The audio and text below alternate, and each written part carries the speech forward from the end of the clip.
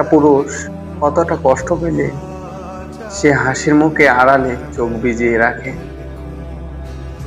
কতবার ভেঙে পড়ার পরও সে বলে ঠিক আছে।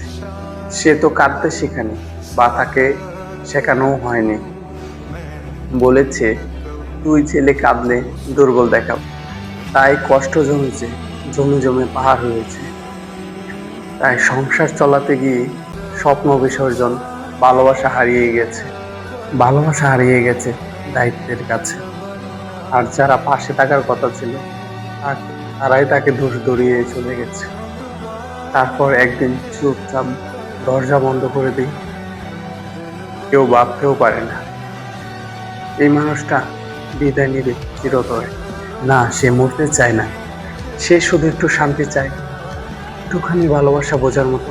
কেউ এসে যদি একজন জিজ্ঞাসা করতো তাকে তুই আসলে কেমন আছিস, তাহলেই হয়তো বা সে বেঁচে যেত এই যাত্রা।